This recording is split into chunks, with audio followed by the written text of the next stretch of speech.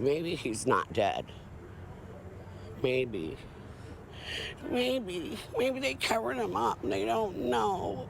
This mother is mourning tonight after she says her son, Joshua, who was 32 years old, was shot and killed by a King County Sheriff's deputy outside of his Auburn home after what's being described as some kind of altercation. Faye Showalter says her son had been battling alcoholism and just this week was already arrested once, and that he had hit his lowest point. And I know he's been lucid. I mean, it's nothing new, and very depressed. Just before the shooting, a deputy had been flagged down for what we're told was a domestic violence situation involving a gun. That deputy went to the home, a woman came out, and then Joshua. While the sheriff's office hasn't said exactly what led up to that shooting or if Joshua was armed, Showalter says her two daughters were there, and this is how they described things to her. She said he had his hands in his pocket. He wouldn't get them out. And the cop said 3 times, "Take your hands out of your pocket." And I guess he said no, just because his pocket looked heavy. Didn't give him a right to where they shot him. Showalter says her son never pulled out a gun and that he was shot 4 times, something she says never should have happened. Well, Michelle, Steve, as of right now, we don't know of any kind of motive, and police have not ID'd any suspects. That teen was shot on the dock just behind me. He was rushed to the hospital, and that is where he later died. And this afternoon, his mother is begging anyone who may know anything to speak up. Wiping the tears away from her face, a mother in disbelief. Surrounded by family and friends, she came to Kirkland's Houghton Beach Park from Idaho. It's where her 18-year-old son, Cyrus Mason, was shot and killed. This memorial growing with flowers and candles. I'm still trying to process it. It's something that I don't think I'll ever be able to process. I just don't think I'll ever be able to accept this. It's not okay. That deadly shooting happened Wednesday night. Kirkland police say 2 men were seen running away and that detectives have found evidence to help narrow in on the search, but so far, no leads. Police say Cyrus knew them. His mother says that is not true. He did not know who it was that shot him. He was not here with those people, and they robbed him. They took whatever he had in his pockets and shot him several times in the chest. Sarah Nova Mason says her son moved to Washington State from Idaho about a year ago, that he was painting for Microsoft, and on the night he was killed was on his way to see his father. He worked on the ranch. He moved pipeline and worked cattle and rode in the mountains. We hunt and raised our own game, and he just wanted to change this world. He wanted to make it better. He was just such a pure-hearted soul. And sitting on that dock where he was shot, she says her fight for justice is just getting started. He needs someone to come forward for him. We need closure. We need to find out who did this. Feminist icon and a champion for civil rights. People across the country are remembering Supreme Court Justice Ruth Bader Ginsburg. The 87-year-old passed away due to complications of metastatic pancreatic cancer. Ruth Bader Ginsburg, dubbed in her later years as the notorious RBG, was the second woman ever to serve on the Supreme Court. She began her tenure in 1993. President Bill Clinton appointed her. Before that, she had a celebrated career as an attorney fighting for equal rights for women. She eventually became a cultural icon for women and Americans of all generations.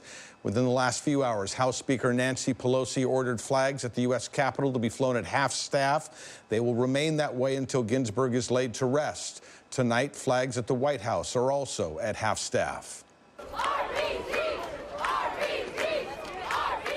Less than an hour after the news broke tonight, hundreds of people gathered outside the U.S. Supreme Court to mourn Ginsburg's death. They stayed there for hours. Some in the crowd wept while placing bouquets of flowers on the steps. Others lit candles, and the letters RBG were drawn inside a pink chalk heart on the sidewalk. Here in Washington state, local tributes for Ginsburg are pouring in. And one of her former law clerks is now sharing the profound impact the civil rights champion had on her own life and career. KOMO's Joel Moreno is live tonight with Ginsburg's legacy that touched so many lives. Joel? Molly, a UW Law School professor, worked under Ginsburg and is still inspired by that experience, but even people who never met the justice say they appreciate what she meant for this country. A small and simple gesture for an icon of the legal community. as people gathered at the Seattle Center to honor Ruth Bader Ginsburg. She really wanted to ensure that every American had equal rights. Viewed by many as the legal architect of the civil rights movement, in 2002, Ginsburg took on a young and aspiring law clerk who is now a professor at the University of Washington. I feel like we couldn't really hope for much better of a life than the life that she designed and lived. Elizabeth Porter was there as landmark opinions were forged on same-sex rights and affirmative action cases. The experience would shape her own understanding of life, the law, and the fight for equality that continues to this day. This is a political tragedy for the country, in my view.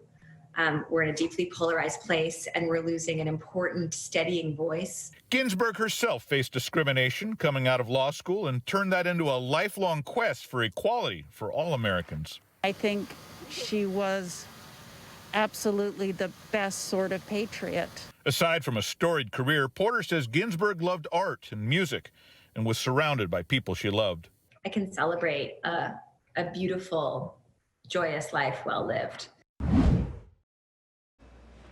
Well, these lower numbers are always a sign of hope, Michelle, but as always, you need to continue to monitor what people are doing, and only time will tell before we see whether these numbers continue to go down or go right back up. Now, on September 8th, the Institute of Health Metrics and Evaluation predicted 415,000 Americans would die from COVID-19 by the start of the new year. Now that number has gone down to 378,000.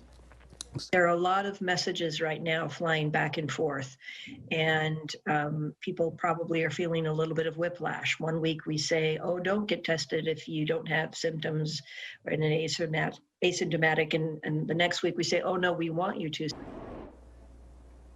While Fatinos is thankful the CDC reversed that recommendation, she worries the damage has already been done on people's perception of this virus and whether people should get tested. The hope is that those who've come in close contact with someone with the virus will get tested, since the fall is fast approaching. And that's important because, according to the Institute of Disease Modeling, that transmission rate, which is the number of people that can get infected by a person with the virus, is hovering right around 1 rather, and doctors want that number to be below 1. So again, we have to continue to monitor these numbers, and hopefully they continue that downward projection. For now, live at home in Seattle, Nick Popham, KOMO News. People are still in disbelief at what happened at Pier 58. 2 construction workers were hurt last Sunday when part of Pier 58 collapsed. As a precaution, the city posted this red tag on Pier 57. The emergency order means no access and no operations until further notice. Closing Pier 57, which includes the Seattle Great Wheel, is going to be a big loss. We think all the sales of waterfront businesses is in the neighborhood of $75 million a year. The biggest pier, the most active pier, is Pier 57. It's been a challenging year. It's been an exceptionally tough year for Hal Griffith and his family. They own Pier 57 and the dozens of businesses there. We've had the pandemic, we've had riots in the city, which has scared people away from Seattle. We've had the Pier 58 fall in the water, and we just concluded a week of serious smoke. As for the 300 employees on Pier 57, we're going to do our best to keep as many as we can. Griffith said he got notice Friday morning. He has until Sunday to clear out. As for Pier 59 and the Seattle Aquarium, there's no risk, and it'll remain open. We've had a renovation of our pier in the last several years that allowed us to strengthen and reinforce our pier. Authorities say the busiest attraction on Seattle's waterfront is the aquarium. The second busiest is the Great Wheel, which again is now closed indefinitely as part of Pier 57. And that's unfortunate. In Seattle, Suzanne Fawn, KOMO News.